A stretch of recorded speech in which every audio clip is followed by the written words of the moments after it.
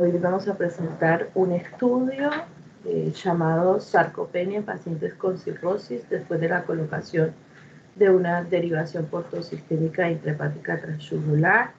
Esto es un estudio presentado en la revista Radiology y fue presentado el 15 de marzo del presente año. En la parte inferior dejo el DOI por si es de su interés después revisarlo. Antes de empezar a desarrollar este estudio, es importante saber qué es la sarcopenia, y esta se define como la disminución de la masa muscular y la pérdida de la función y fuerza del músculo esquelético. Generalmente, una de las causas que lleva a esta patología es los casos de desnutrición severa. Y ahí,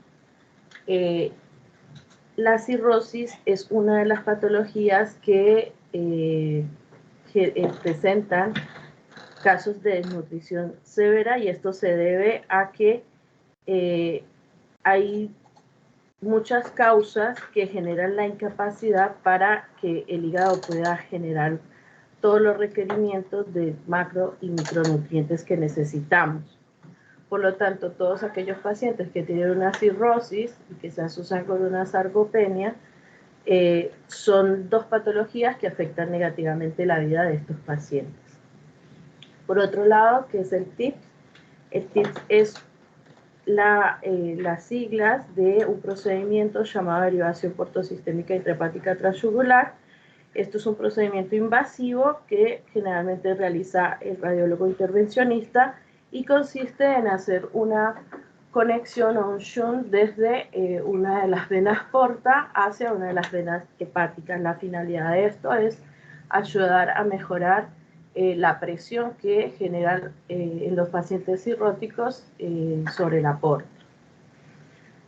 También es importante recordar que aquellos pacientes con hipertensión portal, una de las complicaciones más importantes son la citis refractaria y la producción de varices esofágicas, y con esta las hemorragias que pueden producir.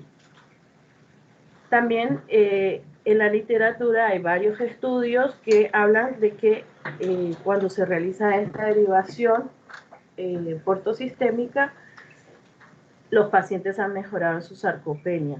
Teniendo en cuenta esto, entonces, parte el interés de los investigadores de realizar un estudio para evaluar los cambios que se presentan a nivel del músculo esquelético y de la grasa después de la realización de esta derivación portosistémica, y hacer un análisis de las imágenes de tomografía para ver si hay una asociación o no con la reversión de la sarcopenia y una mejoría en la supervivencia.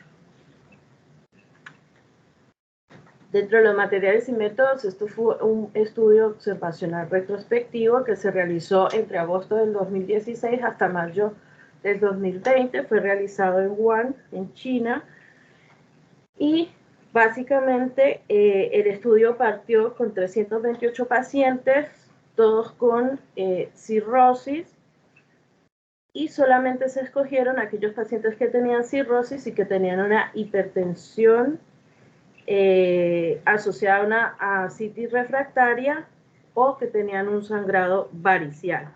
De estos 328 quedaron solo 224 pacientes, de los cuales 31 tenían ascitis y 193 sangrados variciales.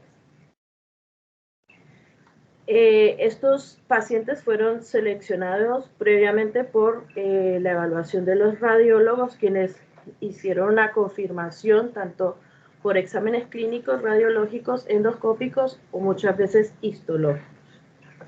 Dentro de los criterios de exclusión, ellos sacaron a aquellos pacientes con diagnósticos de carcinomas hepatocelulares u otras neoplasias malignas a nivel hepático, aquellos pacientes que después del procedimiento tuvieron infecciones, o aquellos pacientes con enfermedades coronarias, hipertensión o diabetes descontroladas, o pacientes que tenían registros médicos incompletos. Estos 224 pacientes fueron llevados a la realización de la derivación portosistémica, Y posterior a esto, los pacientes les realizaron estudios de tomografía en un tomógrafo Sain de 128 canales, en un espesor de 1,5 milímetros, y las imágenes fueron evaluadas por 2 radiólogos de aproximadamente 15 años de experiencia. Lo que los autores propusieron fue hacer una cuantificación del músculo y la grasa, y esto lo llevaron a cabo los radiólogos básicamente a nivel de L3 en una tomografía que se realizó al inicio del estudio, a los 2 meses, a los 5 meses y al año. Ellos tomaron como referencia definición de sarcopenia, la que está establecida por la Asociación Europea del Estudio del Hígado, la cual define que el índice del músculo esquelético a nivel de L3 debe ser menor a 50 centímetros cuadrados sobre metro cuadrado para los hombres y en las mujeres menor de 39. Asimismo, para evaluar la parte del área del músculo esquelético, las unidades Hanfield fueron de 29 a 150 y para el valor de la grasa fueron de menos 190 a menos 30 unidades Hanfield. Y para lo que fue medir el espesor de la grasa subcutánea, ellos se basaron 5 centímetros por fuera del ombligo a cada lado sobre una horizontal a nivel de L3. Dentro de los resultados, entonces, ellos tuvieron 224 pacientes, de estos tuvieron 113 hombres con sarcopenia, 46 sin sarcopenia, y las mujeres tuvieron 32 con sarcopenia y 33 sin sarcopenia, para un total de 145 pacientes con sarcopenia. De esto entonces podemos decir que la proporción de hombres con sarcopenia fue mucho mayor que las mujeres, entre un 71 a 49%. La edad promedio del estudio fue 54 más o menos 11 años, la talla de los pacientes fue de 1,67 metros, el peso fue de 62 más o menos 10 kilos y el índice de masa corporal promedio fue de 22,5 más o menos 3. La causa principal de cirrosis de todos estos pacientes fue la infección por virus de hepatitis B.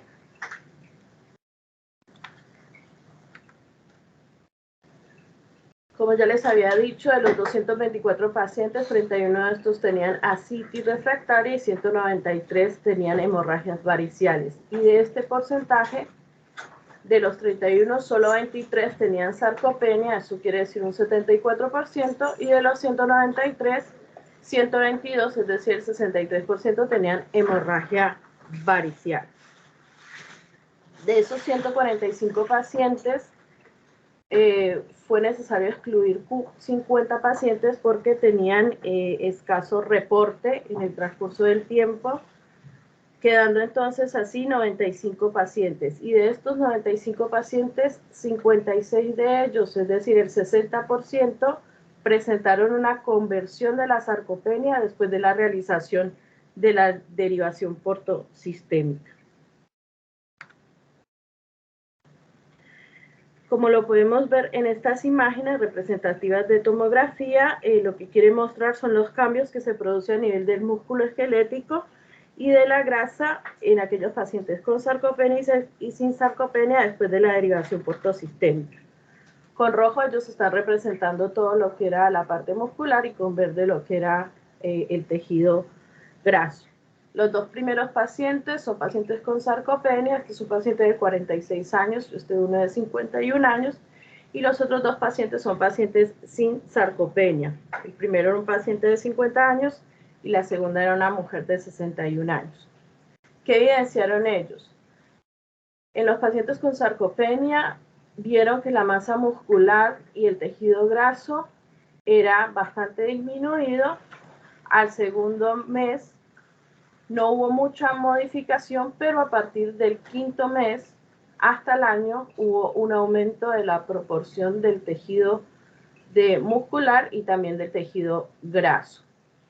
Esto en los pacientes con sarcopenia. Y en los pacientes sin sarcopenia, lo que ellos vieron era que permanecía constante, tanto la parte de muscular como la parte grasa a través del tiempo. Esto mismo también lo podemos representar o lo podemos ver reflejado en este tipo de gráfico, donde en la parte superior están evaluando los pacientes con sarcopenia y en la parte inferior los pacientes sin sarcopenia. La primera imagen corresponde a la evaluación del área del músculo esquelético, la segunda a la valoración del índice del músculo esquelético, la tercera al área de grasa subcutánea y el cuarto a el espesor de la grasa subcutánea. Y lo que podemos ver es que estos pacientes arrancaron con un basal, el cual persistió hacia el segundo mes, pero después del quinto hacia el año fueron en ascenso en todas las mediciones que hicieron. Mientras que los pacientes que no tenían sarcopenia, el basal se mantuvo en el tiempo, tanto para hombres como para mujeres. Por otro lado, en esta otra gráfica, a través de las curvas de Kaplan-Meier, ellos quisieron evaluar la supervivencia acumulada tanto en los pacientes con sarcopenia y sin sarcopenia, y de los 224 pacientes estudiados, 40 de ellos murieron, es decir, un 18%, y en los que quedaron, lo que evidenciaron era que en los pacientes con sarcopenia había una supervivencia del 66.3% y en los pacientes sin sarcopenia este era de 91.3%. Esta misma curva se refleja tanto en los hombres como en las mujeres.